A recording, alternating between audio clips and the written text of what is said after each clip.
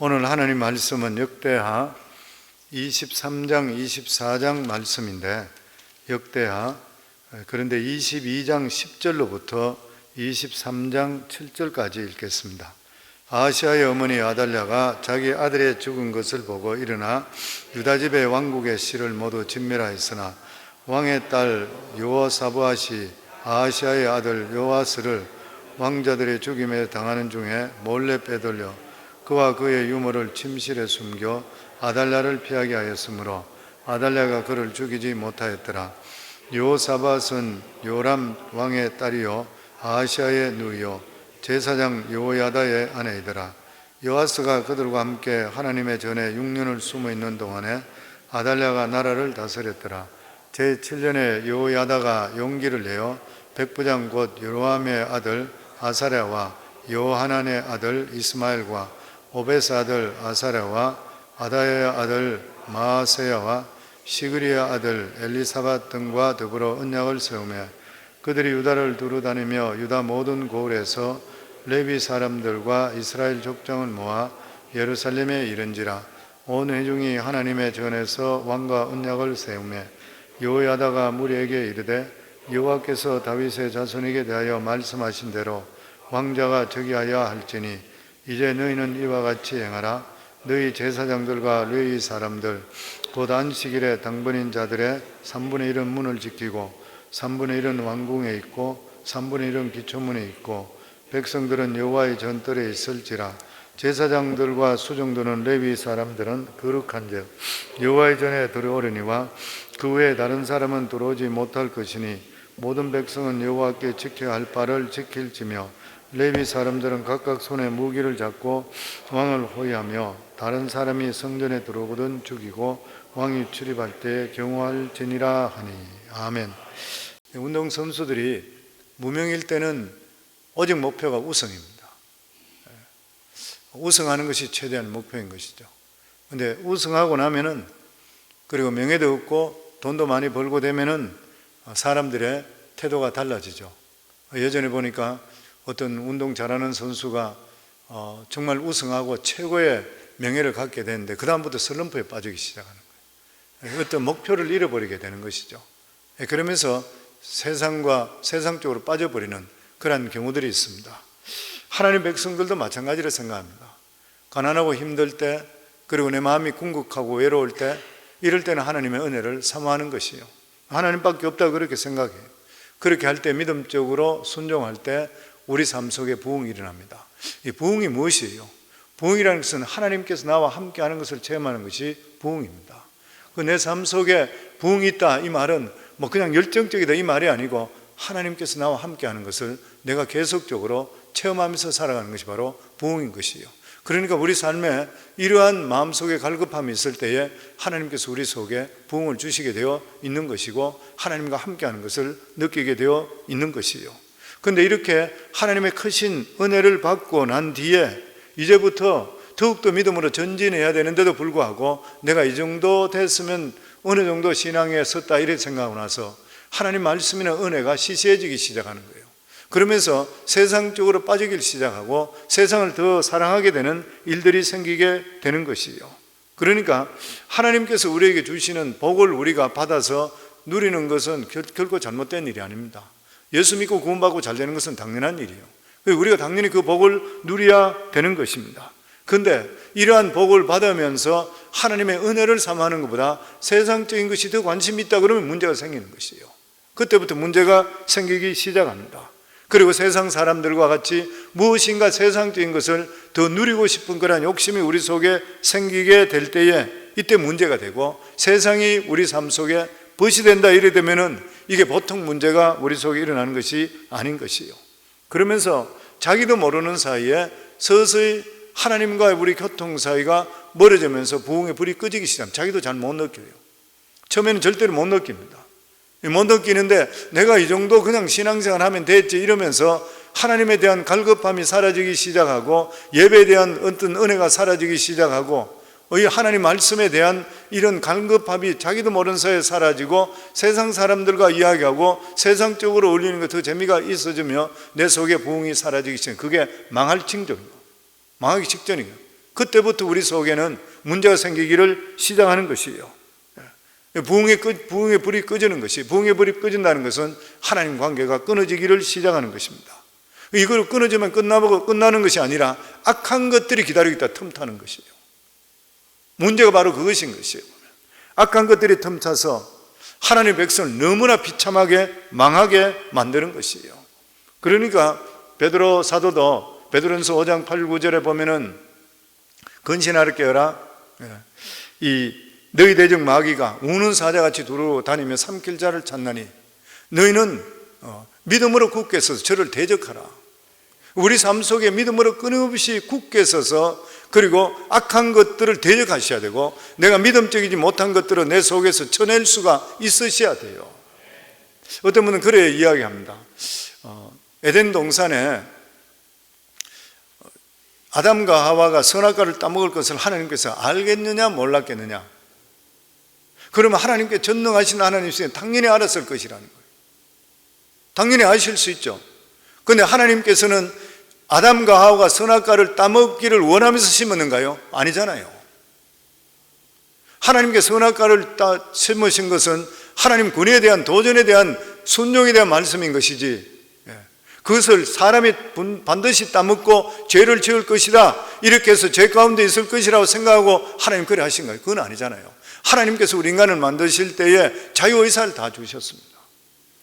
어떤 분은 그런 또 이야기가 나와요. 가룟 유다를 보고 나서 가룟 유다가 하나님의 정해진 일로 통해서 예수님께 배반하기 위해서 태어난 사람이다. 천만에요. 그럼 하나님 그렇게 잔인하신 분인가요?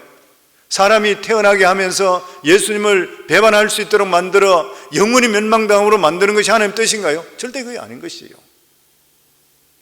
예수님께서 가룟 유다를 12제자 중에 택할 때에 이 가룟 유다가 예수님을 배반할 것인데 이거는 나중에 가서 나를 배반할 것이다, 근데 이 역할만 할 것이라 이렇게 했는가요? 절대 그렇지 않죠. 하나님이신 예수님은 그럴 수가 없는 일인 것입니다. 그리고 성경을 어디 보더라도 예수님이 십자가에 못 박히는 것이 제자들의 배반을 통해 당한다는 말씀이 없어요. 십자가에 못 박힌다는 말씀이 있는데 어떻게 당한다는 말씀은 없는 것입니다. 그러니까 가룟 유다도 마찬가지로 자유의사를 주는 것이에요. 자유의사를 주는데 자기가 자기 생각대로 되지 않게 되니까 은 30냥에 예수님을 팔았는데 어떤 사람은 돈이 타면서 천만에요. 가룟 유다도 돈이 무슨 타면서 30냥에 어떻게 팔 수가 있어요. 자기 생각하고 틀리게 되니까 대적해 버리는 것이잖아요. 그러니까 우리 삶 속에 항상 생각이 될 것이 뭐냐면 저희들은 우리 누구든지 저를 포함해서 못 믿어요. 사람이 어느 순간에 바뀔지 모르는 것이에요. 왜 우리 자신들을 영적으로 계속 쳐서 복종하라 그러는 것이에요. 우리가 항상 그 믿음 가지고 날이 가면 갈수록 믿음을 더한다 그런 것 같으면 우리가 걱정할 필요 하나도 없는 것이에요. 목회자는 저도 마찬가지예요.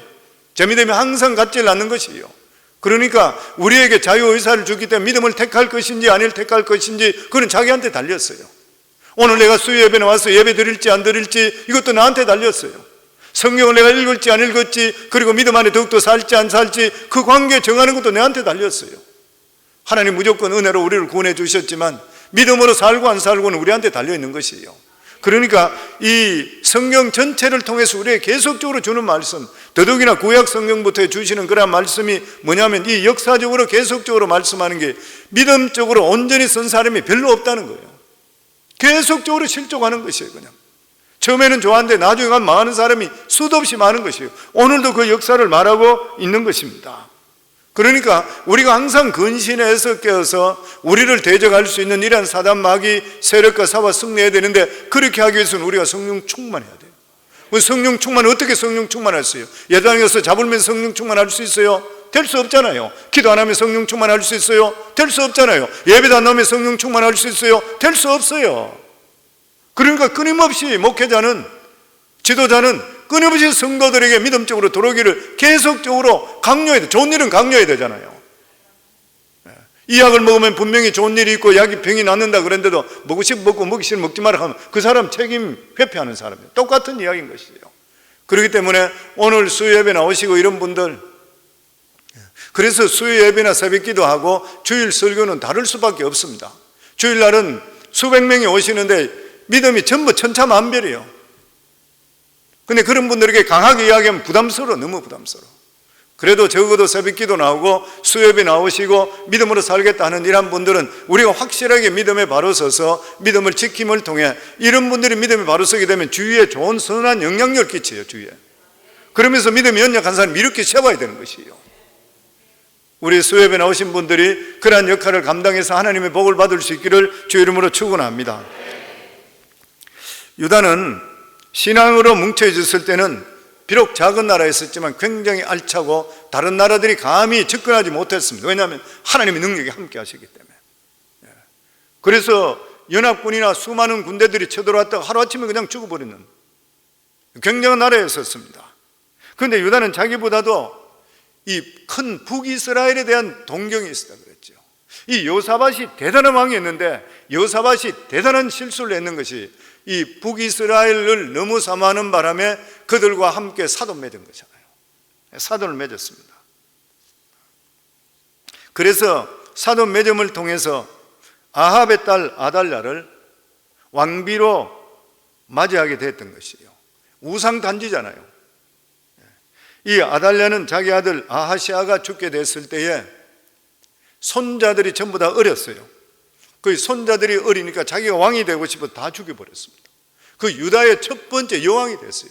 그러니까 인정받지 못한 여왕이 되어버려요. 다 죽여버리고. 만약에 여호사밧이 이런 사건이 일어날 것을 그가 생각하고 나중에라도 알게 되어 죽어서라도 알았다 그러면 통곡할 일이잖아요. 통곡할 일 정말 자신의 실수를 참담한 그러한 일인 것이죠. 믿음적으로 믿음의 며느리를 받아들이지 못하고 이 우상단지인 북이스라엘의 바알신을 섬기는 아세라신을 섬기는 이러한 아합의 딸을 데리고 와서 자기 집안 이 자손까지 초토화시켜버렸던 거예요. 초토화시켜버렸습니다.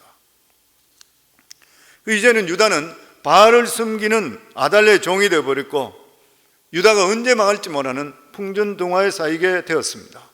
이런 가운데인데도 불구하고 하나님께서는 유다를 사랑하셔서 부흥의 불씨를 살려주셨습니다. 아달랴가 손자들 다 죽이는 가운데서 왕의 누이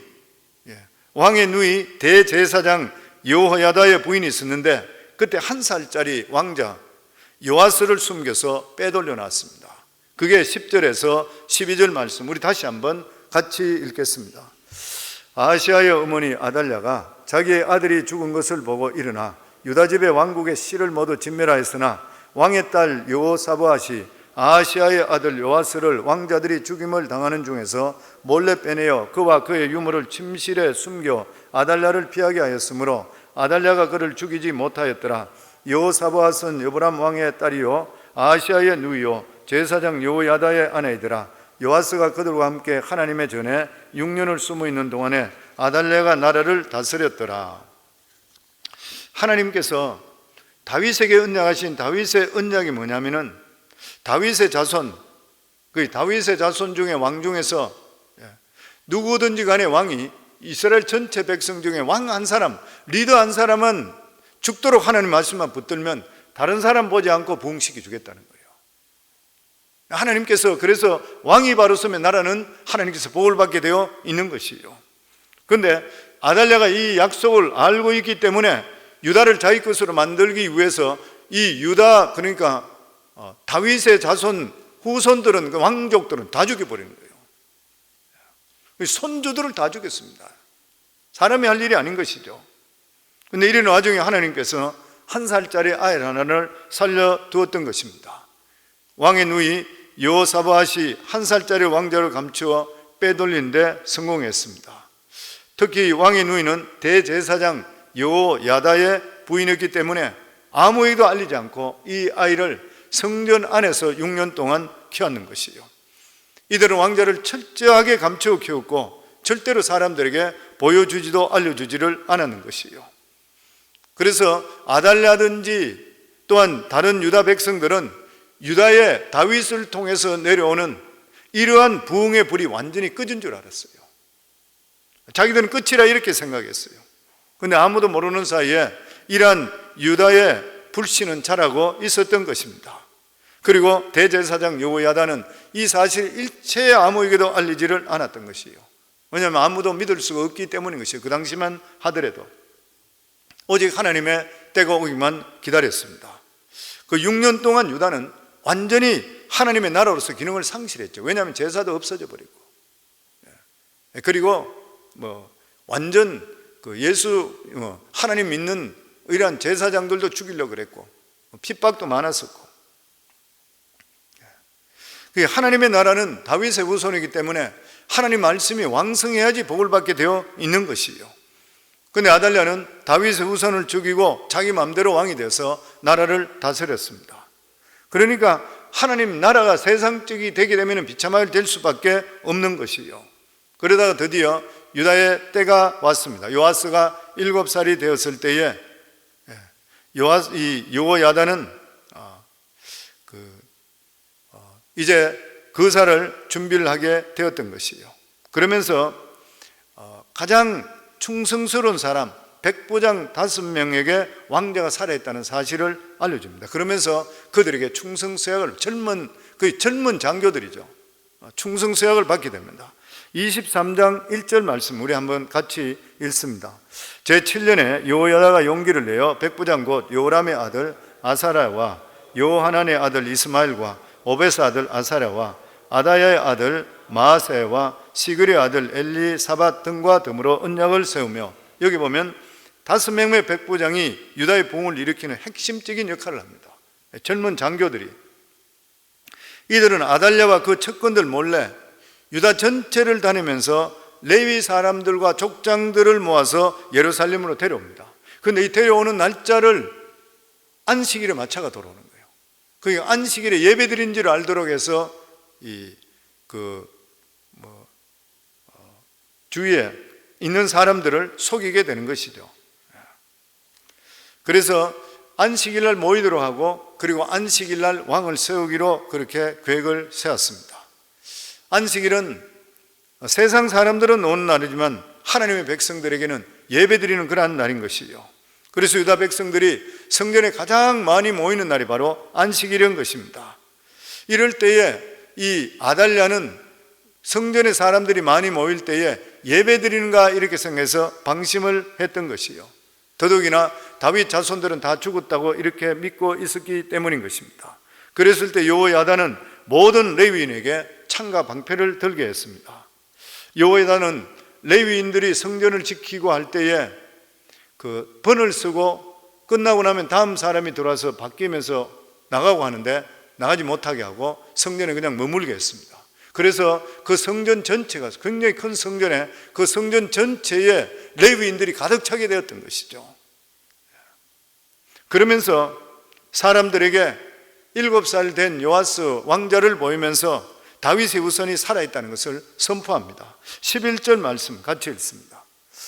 무리가 왕자를 인도해내어 멸관을 세우며 율법책을 주고 세워 왕으로 삼을세. 여호야다와 그의 아들들이 그에게 기름을 붓고 이르기를 왕이여 만세수를 누리소서 하니라. 무리가 왕자를 인도했다 했지만 실제적으로는 여호야다가 왕자를 인도해낸 것이죠. 그리고 유다 백성들에게는 다윗의 후손이 살아있다는 것, 아시아의 아들이 살아있다는 사실은 엄청난 희망이었습니다. 왜냐하면 다 죽고 이제는 저 이방 여인이 여왕으로 하고 있으니까 자기들이 믿음적으로나 영적으로나 굉장히 자기들이 실망하고 있던 그런 상태에 있었던 것이요. 이 한 사람을 통해서 다시 부흥이 일어날 수 있다 이렇게 믿었기 때문인 것이요. 이때 유다 백성들이 얼마나 하나님의 은혜를 사모했는가 하면 한 사람도 예외 없이 여호야다의 말을 다 믿었고 어린 왕에게 충성을 맹세하게 됩니다. 그런데 실제적으로 이 일을 할 수 있는 것은 목숨을 걸어야 되는 것이요. 그렇지 않으면 잘못하면 걸리게 되면 자기들 다 죽게 되는 것이에요 보면. 그렇기 때문에 하나님의 백성들이 부흥을 회복시키기 위해서는 시시하게 믿어서는 안 된대요. 완전히 하나님 말씀에 그냥 목숨을 걸 수가 있어야 되는 것이에요. 왜냐하면 일단 요아스는 성전에서 유다왕이 되기는 했지만 바깥은 여전히 악한 아달랴가 왕이었기 때문인 것입니다. 그런데 유다의 정통성을 이길 수 있는 이러한 왕이 서게 됐을 때에 더 이상 아달랴는 힘을 쓸 수가 없었던 거예요. 왜냐하면 백성들이 아달랴를 더 이상 인정하지 않았기 때문인 것이요.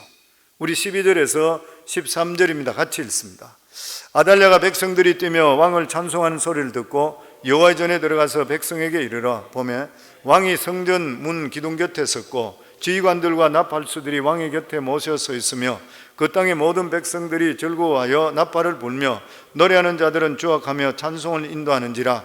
이에 아달랴가 그의 옷을 찢으며 외치되 반역이로다 반역이로다 하며, 아달랴는 늙어 죽을 때까지 자기가 왕으로 있는 것으로 그렇게 생각했어요.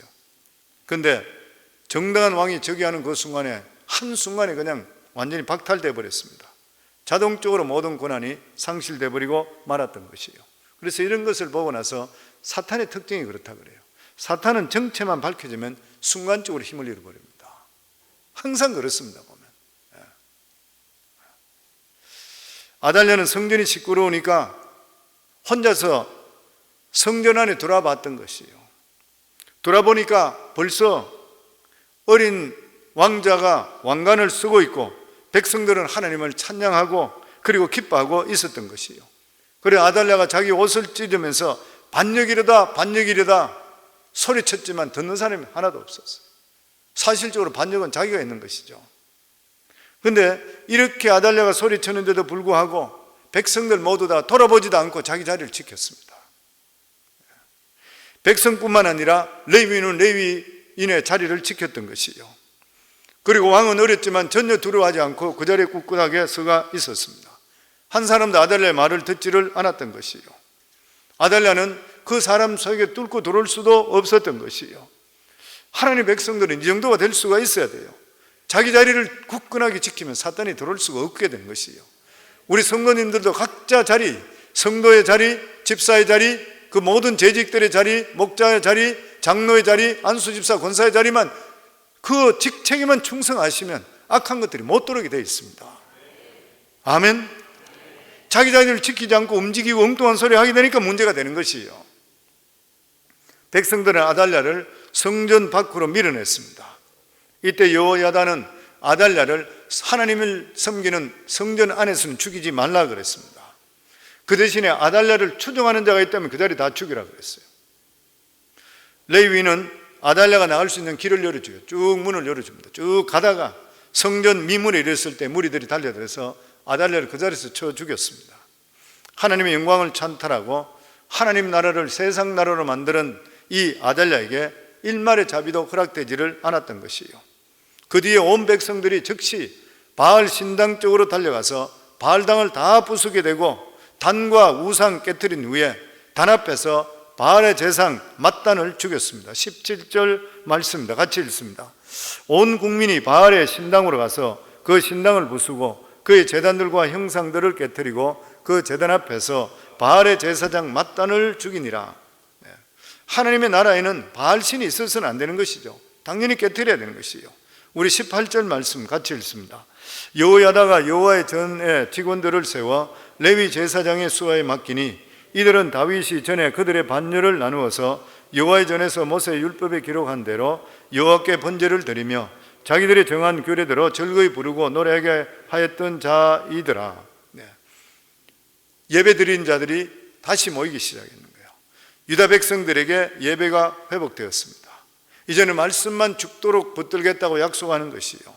하나님의 백성들에게 예배 회복은 굉장히 중요하고 또 예배 회복이 보통 어려운 일이 아닌 것이에요. 예배가 한번 무너지고 나서 다시 회복되는 일이 어려운 일인 것이고 우리 삶 속에 예배가 회복되지 않고는 결코 영적으로 회복될 수가 없는 것입니다. 유다 백성들은 하나님 말씀을 소홀하고 자기들보다 더 큰 나라라고 하는 것을 그것에 사모하고 인정받기를 원하려고 했다가 그를 따라갔다가 당했던 결과는 참혹했습니다. 그 참혹한 것이 유다의 왕족들이 다 죽어버리고 6년 동안 죽도록 이방 왕의 종으로 사는 그런 대가를 치르게 되었던 것이에요. 그리고 유다 왕을 누가 보좌하냐에 따라서 나라의 운명이 달라지게 되어 있는 것이죠. 요아스는 7살에 왕이 되었습니다. 자기가 무거운 짐을 7살에 어떻게 질 수 있어요? 같이 질 수 있는 충성스러운 사람이 있어야 되는 것입니다. 요아스에게는 여호야다 대제사장이 영적인 아버지였습니다. 그래서 여호야다가 살아있는 동안에 요아스는 하나님께 보실 때에 정직하게 이끌었다 그랬습니다. 역대하 24장 2절 말씀 같이 읽습니다. 제사장 여호야다가 세상에 사는 모든 날에 요아스가 하나님 보시기에 정직하게 행하였으며, 여기 말씀에 보면 여호야다가 세상에 사는 모든 날에, 살아있는 동안에 여호와 보시기에 정직하게 행했다. 이 말씀이 참 불길한 그런 말씀이죠. 왜냐하면 죽고 난 뒤에 어떻게 됐냐는 거예요. 요아스는 자기를 든든하게 받쳐주던 그런 기둥이 없어지니까 정신적으로 엄청나게 방황하게 되었던 것이요. 그래서 그는 중심을 잡지 못하고 당시 이 힘이 있던 유다 방백들의 말을 듣고 나서 다시 바알과 아세라 신을 섬기는 길로 가게 됩니다.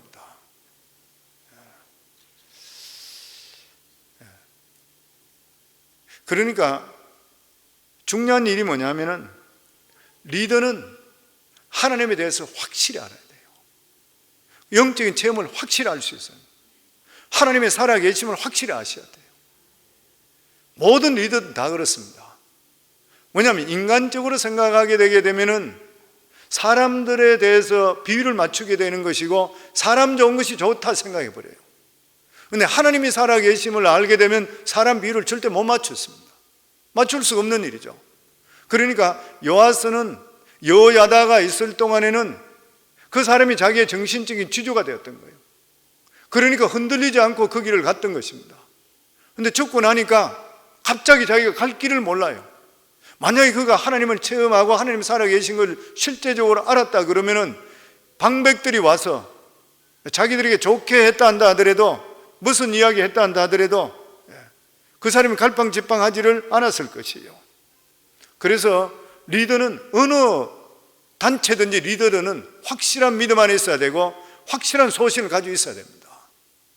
리더가 강하면 악한 것들이 숨을 죽이고 있어요. 리더가 약해지면 우죽성같이 올라오기 시작합니다. 교회는 영적인 싸움이잖아요. 악한 것들이 교회에 안 들어와 있을 것 같아요.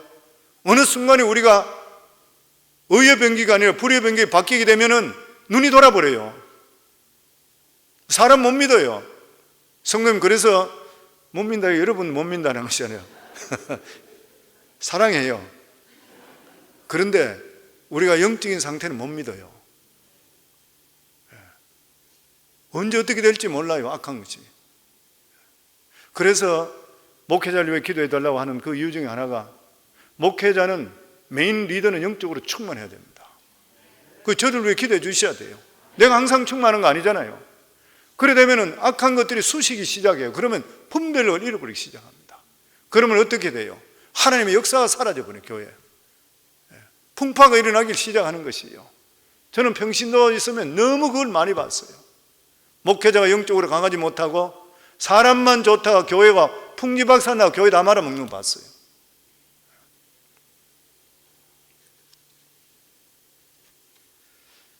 그리고 사람은 누구든지 간에 자기가 직접 경험하고 확인이 서지 않게 되면 다른 사람 말 듣습니다. 갈팡질팡하게 되어 있는 것이요. 누구든지 자기가 믿음으로 승리한 체험이 있게 될 때는 누가 뭐라도 흔들리지 않게 돼요. 그렇지만 요아스는 그렇지를 못했습니다. 여호야다가 자기를 지켜주고 자기를 인도해주는 동안은 하나님을 열심히 믿고 따랐는데, 여호야다가 늙어서 죽은 후에는 완전히 하나님을 떠나서 우상 숭배자가 됐어요. 어떻게 바알신을 섬기고 어떻게 아세라상을 섬길 수가 있어요? 이 말이 안 되는 이야기잖아요. 그리고 나중에 가서는 자기에게 권면하고 자기에게 이야기하는 하나님 말씀을 바로 전하는 여호야다의 아들 스가랴를 돌로 쳐서 죽이기까지 했어요. 이런 일까지 저질렀던 것이요. 그러나 여호야다가 살아있는 동안에는 요아스는 열심히 믿음의 길로 갔습니다. 요아스는 자기가 왕이 되고 나서 가장 먼저 한 일이 뭐냐면은 성전을 대대적으로 보수하는 일을 했어요. 아주 좋은 일을 했어요. 왜냐하면 아달랴를 통해 성전이 엉망진창이 되어버렸습니다. 다시 보수하는 것이요. 왜냐하면 이 악녀 아달랴를 통해서 성전이 깨지기도 하고 그릇 같은 거 이런 것들은 바알 신전에 바쳐버렸어요. 우리 역대하 24장 7절 말씀 같이 읽습니다. 이는 그 악한 여인 아달랴의 아들들이 하나님의 전을 파괴하고 또 여호와의 전의 모든 성물들을 바알들을 위하여 사용하였습니다. 그 요아스는 어린 시절부터 성전에 자랐기 때문에 성전에 대한 각별한 마음이 있었던 것이에요. 그래서 성전을 보수하기 위해서 제사장과 레위인들에게 유다 성읍에 가서 여호와의 전을 수리할 수 있도록 돈을 거두어라 그렇게 했습니다. 왜냐하면 성전세를 내야 되니까. 우리 4절에서 24장 4절에서 5절 말씀 같이 읽습니다. 이에 요아스가 여호와의 전을 보수할 뜻을 두고 제사장들과 레위 사람들을 모으고 그들에게 이르되 너희는 유다 여러 성읍에 가서 모든 이스라엘에게 해마다 너희의 하나님의 전을 수리할 돈을 거두되 그 일을 빨리 하라 하였으나 레위 사람이 빨리 하지 아니한지라. 어떻게 된 일인지 레위인들이 성전 수리하는 것을 적극적이지를 못했어요. 방백들은 역시 마찬가지로 성전 수리에 적극적이질 못했습니다. 유다 백성들은 거의 왕족들이 많았는데 이들의 어머니가 이방 여인이기 때문에 그들을 세워놓는 그런 사람들이었어요. 그런데 이 사람들이 성전세를 내는데 적극적이지를 못했던 것이요, 서로 눈치 본다고 하지를 않았던 것이요. 요아스는 대충 넘어가지를 않았습니다. 대제사장 여호야다를 불러서 호통을 칩니다. 6절 말씀 같이 읽습니다. 왕이 대제사장 여호야다를 불러 이르되 네가 어찌하여 레위 사람을 시켜서 여호와의 종 모세와 이스라엘 회중이 성막을 위하여 정한 세를 유다와 예루살렘에 거두게 하지 아니하였느냐 하니, 여호야다는 요시야의 영적 아버지인데도 불구하고 왕은 대제사장이 하나님의 성전을 수리하는데 적극적이지 못한 데 대해서 책망합니다. 이때가 요시야 때의 가장 전성기였어요. 그리고 요시야로 볼 때도 가장 행복할 때고, 성도님, 우리가 언제 제일 행복해요? 믿음 안에 살며 하나님과 교통할 때입니다. 내가 돈 잘 벌고 부하고 이럴 때가 행복한 게 아니에요. 내 삶 속에 하나님께서 나와 함께 하시고 내가 하나님을 기쁜 일을 한다고 생각할 때, 그때가 내 인생의 최고 좋을 때인 것이에요. 요시야가 그때였었습니다. 요시야는 하나님을 얼마나 사랑했기에 자기를 키워준 여호야다를 책망까지 하면서 성전을 수리하려고 그랬어요. 그리고 왕이 직접 명령을 내려서 성전의 궤를 만들고 백성들에게 모세가 명령했던 성전세를 내도록 독촉했습니다. 왜냐하면 하나님께서 모세를 통해 주신 율법에 주면 이스라엘 모든 남자들은 1년에 반세겔씩 성전세를 내게 했어요. 그래서 성전을 관리하도록 그렇게 했던 것이에요. 그런데 아달랴가 통치하는 동안 이 성전세를 내지 않고 그 이후에도 계속적으로 내지를 않았던 것이에요. 여호야다는 이러한 율법을 잘 알고 있었기 때문에 성경대로 하지 않는 레위인들과 백성들에게 꾸짖습니다. 너희들이 성경대로 왜 하지 않느냐? 그 성경을 확실히 아니까 야단칠 수가 있게 되었던 것이에요. 그랬을 때 하나님 말씀으로 설득을 당했던 이러한 백성들이 자발적으로 헌금을 내기 시작했는데, 결과적으로 이 은궤에 헌금이 가득 차고 넘쳤다 그랬습니다. 그렇기 때문에 양떼들이 견제해야 될 태도가 바로 이것이라 그렇게 이야기해요. 양들은 어리석고 미련하기 때문에 하나님 뜻을 잘 알지도 못하고 알아도 순종하지 않고 고집을 잘 부린다는 것이에요. 그래서 하나님의 지도자는 바른 말씀을 제시해 줄 수가 있어야 되고, 하지 않으려고 할 때는 할 수 있도록 만들어 줄 수가 있어야 된다고 하는 것이에요. 그렇게 할 때에 하나님의 백성들이 복을 받게 되어 있다고 하는 것입니다. 그래서 우리 성도는 늘 말씀드리는, 신앙은 절대로 편한 게 아니에요. 하나님이 주시는 은혜 때문에 내 마음이 평강이 넘치는 것이지, 내 육신은 절대로 편한 것이 아닙니다. 내 육신을 편하게 하고 부담 없이 신앙생활 하는 사람, 신앙생활 잘하는 사람 하나도 없어요. 오늘도 수협에 나오신 분들은 어쨌든 자신을 쳐서 복종하셨잖아요. 제가 요즘 이래 보면은 팬데믹 있고 나서 수협에 교회 헌금은 더 많이 불어요. 성도들도 더 많아졌고. 그런데 수요 예배나 새벽 기도나 이런 데 나오는 분들은, 영상으로 예배 드리는 분들이 많아지고 실제로 몸으로 나오는 분들은 제가 볼 때는 굉장히 많은 분들이 빠져버려요. 하나님께 나오는 것, 내가 준비하고 나와서 앉아있는 것만 하더라도 하나님께 드려지는 예배인 줄 믿습니다. 성도님들, 편해지려고 그러면 서 있으면 앉고 싶고 앉으면 눕고 싶어요. 그러다 보면 나중에 믿음 자체가 다 떠나버립니다. 신앙은 절대로 편하게 하는 것이 아니에요. 그러니까 자기 자신을 계속 쳐서 복종하셔야 돼요. 평생에 명심하셔야 됩니다. 내 자신을 끊임없이 쳐서 복종하지 않으면은 나중에 보면은 선대의 교인 돼버려요. 선대의 교인 되다가 나중에 가서는 주일까지도 빠정이 돼버리고, 그러고 나서 내가 하나님이 계신가 안 계신가, 내가 구원받았나 안 구원받았나, 이까지 헷갈리기 시작하는 것이에요. 이게 처음부터 이루어지는 것이에요? 아니에요. 가면 갈수록 내 자신이 나태하면 이래 될 수밖에 없는 것이에요, 보면. 그리고 나서 24장 15절입니다. 우리 같이 읽습니다. 여호야다가 나이가 많고 늙어서 죽으니 죽을 때 130세라. 여호야다는 노환으로 인해서 죽게 됩니다. 그런데 이 죽음과 함께 요아스는 믿음의 길에서 떠나게 됩니다. 17절에서 18절 말씀 같이 읽습니다. 여호야다가 죽은 후에 유다 방백들이 와서 왕에게 절하며 왕이 그들의 말을 듣고 그의 조상들의 하나님 여호와의 전을 버리고 아세라 목상과 우상을 섬겼으므로 그 죄로 말미암아 진노가 유다와 예루살렘에 임하니라. 아무리 여호야다가 죽었다 하더라도 요아스가 어떻게 하나님을 버리기까지 한다는 거 이해가 되지를 않는 일인 것이요. 일단 여호야다라고 하는 그러한 자기의 정신적인 지주를 잃어버리고 말았습니다. 상당히 방황했을 것은 짐작이 되는 것이요. 왜냐하면 요아스가 풀지 못했던 어려운 해답들을 여호야다가 풀어줬기 때문인 것이요. 그 이제는 자기 기둥이 없어졌으니까 흔들린다는 건 충분히 이해가 될 수가 있는 일인 것이요. 근데 이때에 유다 방백들이 와서 왕에게 절을 합니다.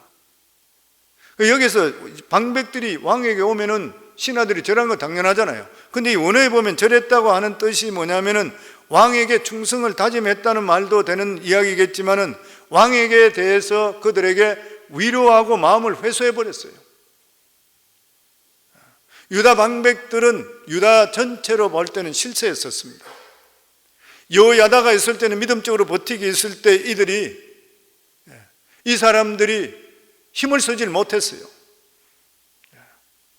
그런데 여호야다가 죽고 나서 요아스가 방황하고 있는 것을 보면서 그들이 찾아와서 가깝게 하기를 시작했습니다. 왜냐하면 이 유다 방백들은 대부분들이 공주들의 아들이었었고, 그리고 나서 그 왕자들이 많았었고, 그리고 굉장히 세력을 가지고 있었는데, 이 사람들이 공주들의 아들을 가면 이방 공주들의 아들이기 때문에 신앙들이 바른 사람들이 많지 않았던 것이에요. 이런 사람들이 접근을 하기 시작했습니다. 아마 요아스도 한순간부터 하나님 믿음에서 말씀에 떠난 사람이 아니라 생각해요. 한순간에 어떻게 떠날 수 있습니까? 그런데 침체되어 있고 어떻게 할지 모르는 그런 순간에 그를 격려해 준다 생각하고 호의를 보여주는 사람들이 이야기를 좋게 잡고 자기를 해주게 되니까 따르기 시작하는 것이에요. 듣기가 좋아지기 시작하는 것이에요. 여호야다 같은 사람이 있다면 하나님 말씀대로 아닌 것 같으면 아닙니다 이야기해 줄 수 있어야 되는데 외로운 데다가 옆에서 접근을 했던 것이에요. 그러면서 이 방백들이 이야기했는 것들이 뭐냐면은 다윗의 길을 너무 극단적으로 따르지 마세요. 우리나라가 더 잘 되기 위해서는 나라가 개방돼야 됩니다. 이방도 품어줘야 됩니다. 이제 우리나라도 세계화돼야 됩니다. 이런 것들을 주장하기를 시작했던 것이에요. 그래서 주경학자들이 이야기할 때 이 방백들이 이방 공주들의 자식들이었을 것이라 그렇게 이야기해요. 이런 말을 그 사람들은 할 수가 없게 되니까. 이들은 그동안 여호야다가 너무 신앙적으로 내세웠기 때문에 나라가 폐쇄적으로 살았습니다. 오직 하나님만, 오직 여러분만 부르짖지 마시고 포용해 줘야 됩니다. 개방해야 됩니다. 이렇게 이야기했던 것이에요. 그런데 이 요시야가 생각해야 될 것이 뭐냐면 유다가 어떻게 부흥했냐는 거예요. 자기가 어떻게 왕이 됐냐는 것이에요. 그런데 이 요시야는 자기가 일으켰던 이 부흥의 불을 자기가 끄는지도 모르고 하나님을 떠나고, 그리고 다른 선지자들이 내는 충고를 받아주지 않고 세상적으로 빠지기 시작했어요. 우리 19절 말씀입니다. 같이 읽습니다. 그러나 여호와께서 그들에게 선지자를 보내사 다시 여호와께로 돌아오게 하려 하시매 선지자들이 그들에게 경고하였으나 듣지 아니하니라. 참 안타까운 이야기죠. 세상 맛을 한번 들이는 사람이 믿음 안에 다시 들어오는 것, 주라고 하나님 말씀 붙드는 것 진짜 힘든 일입니다. 믿음의 바닥 쪽으로 빠졌던 사람이 다시 영적으로 충만해지는 것은 보통 때보다 몇십 배가 힘든 일이에요. 성도님께 늘 말씀드린 대로 믿음을 지키라 그러고 예배 중심적이라 말씀을 계속적으로 봐라 계속적으로 하는 이유가 그런 것을 서서히 풀어지기 시작하면서부터 세상적으로 빠지기 시작하다가 나중에 내가 이러면 안 되지 내가 다시 돌아와야지 하는데 그게 너무 힘들다는 거예요. 그게 보통 힘든 일이 아닌 것이에요. 보면 우리가 하나님 말씀을 붙든다는 것은 좁은 길로 가는 것입니다. 그냥 가만히 있으면 넓은 길이요 편해요. 그냥 살기 좋아요. 근데 내가 믿음의 길로 간다는 것은 좁은 길로 들어와야 돼요. 내가 편하게 살던 사람이 좁은 길로 오기 쉬워요. 진짜 힘들죠. 잘 살던 사람이 못 사는 길로 어려운 가난한 길로 갈 수 있어요. 잘 살던 사람이 망해보면 너무 힘들어요. 그만큼 힘든 일인 것이에요. 보면 좁은 길이라는 것은 세상의 성공이나 돈이나 이런 거 붙드는 것이 아니라 이런 거 인기를 포기하고 하나님 말씀만 붙드는 것이에요. 그런데 세상 속에 섞여 살면서 세상의 맛을 받는 그런 사람 다시 신앙으로 돌아오는 것이 너무 어려운 것이에요. 하나님의 백성이 진정한 부흥을 잃어버리게 될 때는 잃어버린 양과 똑같다는 것을 우리가 반드시 명심해야 되는 것이에요. 잃어버린 양은 어떻게 되는 것이에요? 앞길이 어떻게 될지 모르는 것이에요. 보면 어느 구덩이에 터질지를 모르는 것이죠. 하나님께서는 선지자를 계속 보냈습니다. 사랑하기 때문에. 그래도 안 되니까 하나님께서는 마지막으로 여호야다의 아들, 자기의 생명의 은인이고 자기를 키워줬던 대제사장 여호야다의 아들 스가랴를 성령으로 감동해서 백성들 앞에 말하게 했습니다. 이 스가랴라는 사람은 이 유대 정경의 마지막 책이 뭐냐면 역대기입니다. 오늘 우리가 읽고 있는 역대기예요. 유대 정경의 마지막 선지자로 나와 있어요. 이게 마태복음 25장에 예수님께서 마지막 때 말씀하는 선지자 스가랴 이야기예요. 스가랴 피에 이 사람 이야기하고 있어요. 스가랴는 그렇게 이야기합니다. 왕과 백성들에게 어찌하여 하나님 명령을 거역하고 스스로 형통하지 않느냐, 그렇게 메시지를 전했습니다.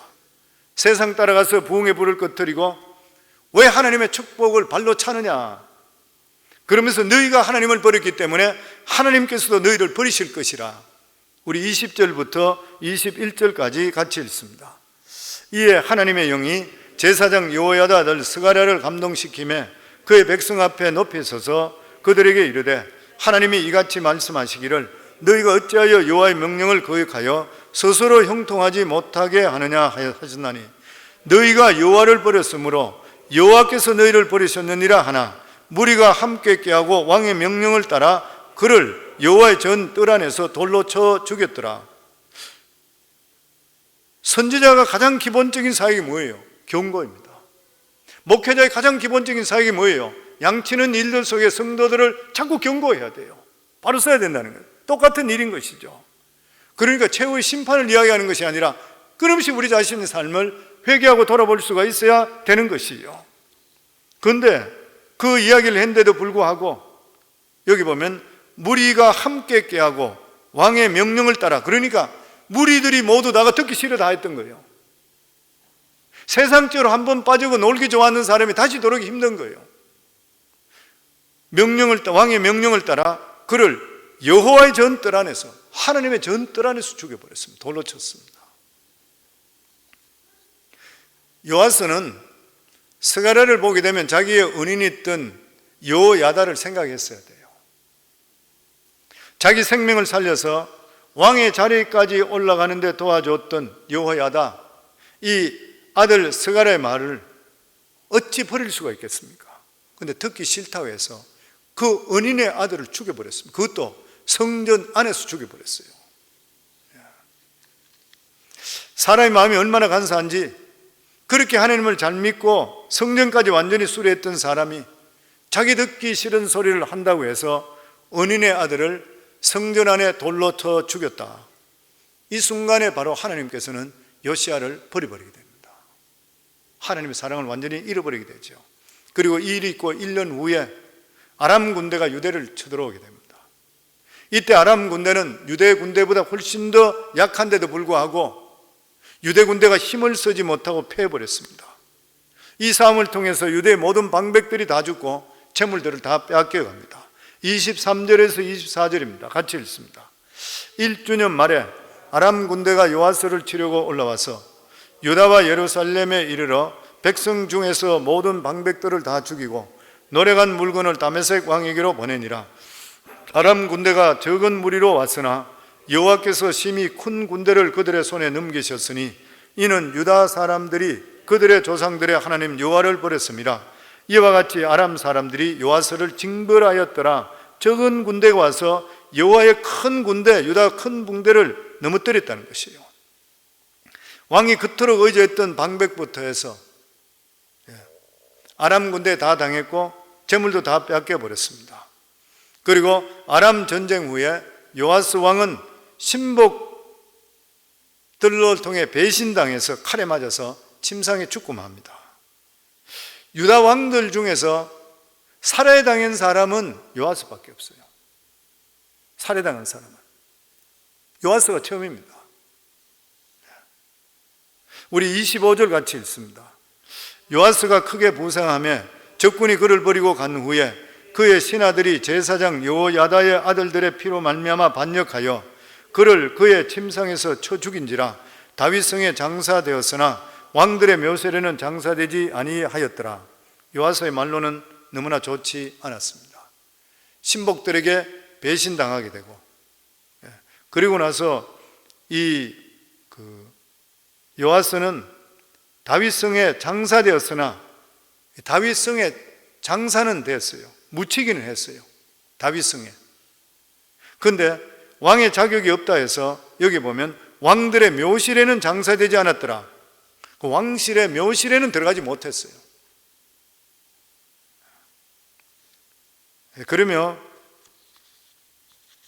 마지막으로 26절 저희들 같이 읽습니다. 반역한 자들은 암몬 여인 시므앗의 아들 사밧과 모압 여인 시므릿의 아들 여호사밧이었더라. 이 왕을 죽이려고 반역을 도모했던 사람이 암몬이나 모압 여인의 자녀들이었다. 그렇게 말씀하고 있습니다. 요아스는 이런 이방 여인들의 자녀들을 신복으로 두었다가 결국 이들을 손에서 죽어버리고 말았던 것이에요. 오늘 성경은 우리에게 말씀해 주고 있습니다. 부흥을 지키기가 참 힘든다. 부흥을 지키는 것이 결코 쉬운 일이 아닌 것이라. 우리가 처음 가졌던 마음을 끝까지 가지려고 하면 끊임없이 자기 자신의 생각과 교만을 하나님 말씀에 쳐서 복종시켜야 된다. 그렇지 않으면 자기도 모르는 사이에 자기 마음대로 행하게 되고 결국 세상으로 빠지게 된다는 것이에요. 하나님의 은혜가 사라지면 보막이 사라짐을 통해 악한 영이 들어오게 되어 있습니다. 항상 명심해야 됩니다. 우리 삶 속에 영적으로 충만하지 못하면 악한 것들이 그 속을 뚫고 들어오는 것이에요. 계속적으로. 아무리 돈이 많고 군대가 있다 하더라도 힘을 쓸 수가 없는 것이에요. 그렇기 때문에 우리들은 매일매일 우리 삶에 하나님 말씀을 우리 마음속에 가지고 자기를 부인하고, 그리고 십자가를 자기 자신이 질 수 있어야 되고, 그리고 외롭고 고독스러운 삶을 계속적으로 해야 됩니다. 믿음의 삶이란. 저는 우리 성광교회 성도님들, 저를 포함해서 우리 모두 다가 날이 가면 갈수록 하나님께 더욱더 다가갈 수 있기를 주의 이름으로 축원합니다. 믿음이 더할 수 있기를 주의 이름으로 축원합니다. 신앙적으로 나태하지 않기를 주의 이름으로 축원합니다. 우리 삶이 신앙적으로 충만하게 될 때 우리가 긍정적이 돼요. 은혜로 충만하게 될 때에 적극적이 됩니다. 우리가 계속 긍정적이고 적극적이고 희망적이고 생산적이고 아무리 부르짖더라도 내 삶 속에 하나님의 은혜로 충만하지 못하면 절대 안 돼요. 부정적이에요. 근데 본인은 부정적인 거 잘 몰라요. 근데 부정적으로 바뀌고 오히려 그것이 파멸되게 되어 있는 것이에요. 저는 우리 성도님 모두 다가 우리 자신들을 끊임없이 하나님 말씀에 쳐서 복종해서 하나님이 주신 은혜를 통해서 매일매일 삶이 감사로 살아가시고 긍정적이고 적극적으로 살아가는 승리의 삶이 되기를 주의 이름으로 축원합니다.